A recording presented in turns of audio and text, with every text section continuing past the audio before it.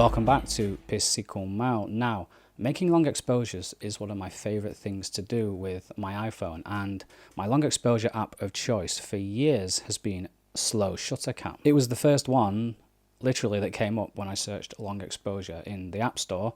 I paid my $1.99 and I've loved it ever since. It has lots of functions, settings, the UI is clean, it's easy to use, and the results are great. It's literally never let me down. Having used Slow Shutter Cam for so long, I thought I'd recently venture back into the App Store to see if there was any long exposure hidden gems that I was missing out on, and what I found really surprised me. Now, if you're looking to get into long exposure photography and you're wondering which is the best app for you, then watch this video first. Trust me, because it's going to save you a hell of a lot of time and disappointment. Let's start with the worst. Be thankful I've tested these so you do not have to. The first one is called Star Capture and it is free. Star Capture has 2 5-star reviews on the App Store, and those are really suspicious 5-star reviews because it really doesn't do what it's supposed to. It has 3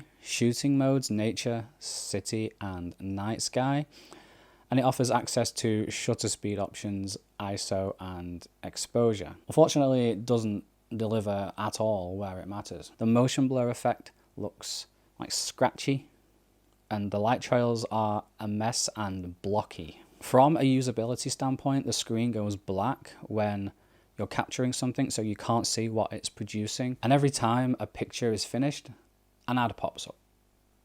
Avoid. Next we have Lightmatic. Now Lightmatic costs 99p, and on the surface it actually looks worth it. It has a stylish logo and a well-designed user interface, so I expected it to actually work. Instead, it did this wonderful thing where it completely overexposed most of the images. There's only 3 examples here, but believe me, I took plenty to check that I wasn't making a mistake. Even when it produced a correctly exposed image, the motion blur effect was terrible. Its light trails were a bit better, but they still had this distinctive Morse code effect, which is where the trails look more like dots and dashes than smooth, continuous lines. Next up is Motion Camera. Motion Camera is free, and it's by far the strangest app here. Motion Camera has more ads than functionality. You get a slider at the bottom to determine the level of motion, and that's it. And I haven't made a mistake here with these photos. These were exactly how Motion Camera produced its images. The waterfall one at the end is what Motion Camera advertises it can do in the App Store.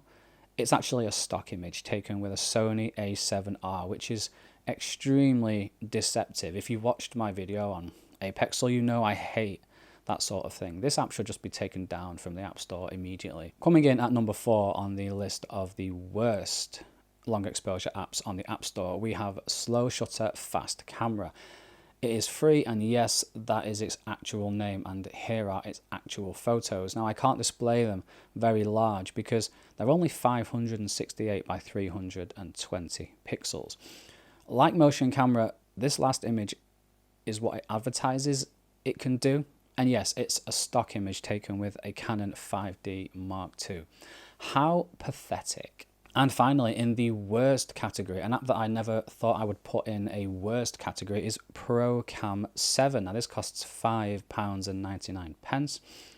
Now ProCam 7 is one of the best and most versatile photography apps on the App Store. It's by far one of the most popular. It's known mainly as a stills app with manual control that also offers different modes like video, night mode, time-lapse, and long exposure, and each of these modes have their own settings and options. I personally use it a lot for stills, and I really enjoy it. Since the rest of the app and the other modes are so good, I was really surprised when the long exposure mode was so bad. It really feels like it's just being crammed in as an afterthought without much skill or care because, well, just look at the results. The developers should just remove this mode completely because the app really doesn't need it, and it would still be great value without it. Next up, we have the not so bad section. Now, the only app in this section is, unfortunately, Spectre Camera for £2.99. Now, I really want to like Spectre Camera. I think its developers are great. They are the same people who build Halide, and they're clearly very intelligent and very passionate about photography. I reviewed Spectre Camera back in December 2019, and as you can see, it can produce some really nice results. Despite this, I recommended against buying it because it was too simple and it didn't quite work as advertised, and unfortunately it still doesn't. Its functionality includes 3 shutter speed options, a switch on and off for light trails, exposure compensation, and you also get this handheld feature. Now I can admire them for trying something new with this handheld feature, but it still feels like it's in beta as it just doesn't work properly. I didn't want to rely on the images I'd taken for my review, so I took new images with Spectre Camera for this test, and I found the app to be broken, shall we say. This first image was fine, just what I expected of Spectre. In the next though, I noticed the clouds weren't as blurry as they should be, and there was obvious ghosting around the 2 vehicles.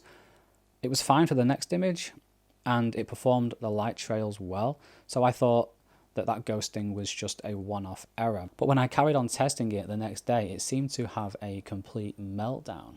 All but one image had ghosting even after I relaunched it several times, but I can't put it in the same category as these other apps in the worst section because I know what Spectre is really capable of, and if they just removed that handheld feature and added more settings for shutter speed and focus and exposure, lock and a timer, then Spectre could be a really great app. But for now, I'm going to have to continue recommending saving your £2.99 and giving it a miss. Now on to the best, something positive, the apps worth using. The first one is the king, the apps against which all these other apps are judged against, and that is Slow Shutter Cam for the bargain of £1.99.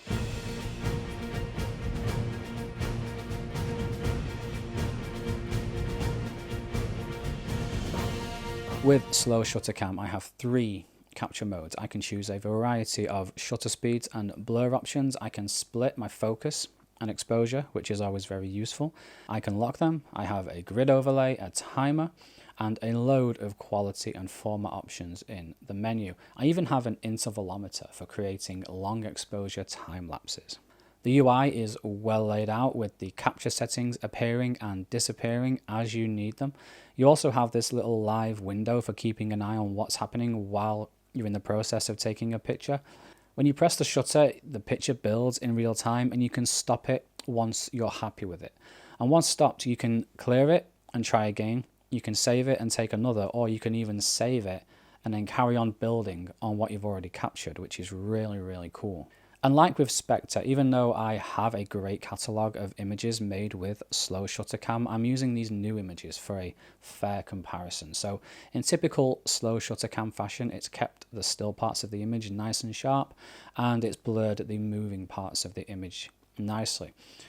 Now, until very recently, Slow Shutter Cam was the unchallenged king of the long exposure apps. But then I tried Moment. Moment have been making some serious moves in the photography world with their popular lenses, their great YouTube channel, and their ever more functional app.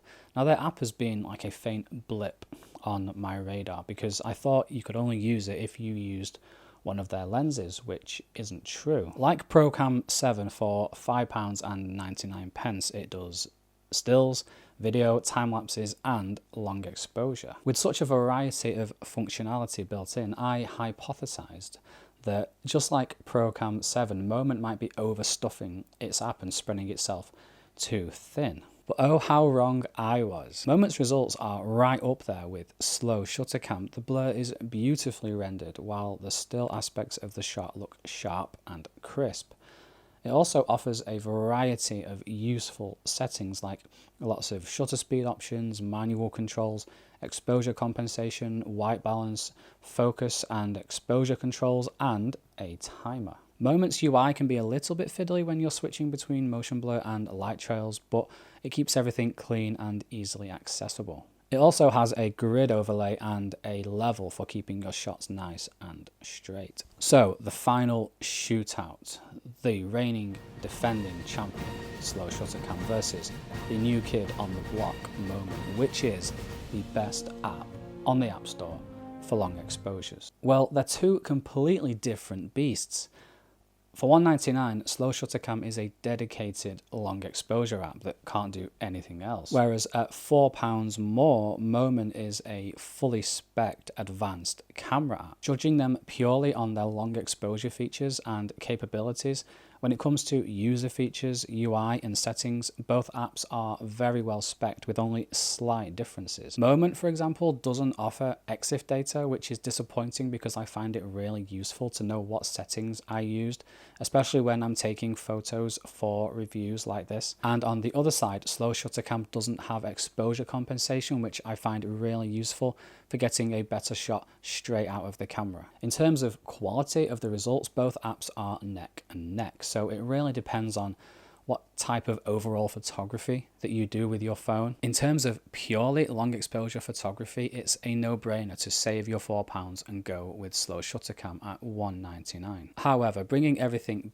back into consideration, it's a fair assumption to make that if you like creating long exposures with your mobile phone, then you have an interest in photography and will also want an advanced camera app with raw and manual controls and things like that. And this is where, as the consummate all-rounder, Moment is the no-brainer. So in the strangest conclusion that I've ever come to, the best app for creating long exposures is Slow Shutter Cam, but you should get Moment instead, or as well.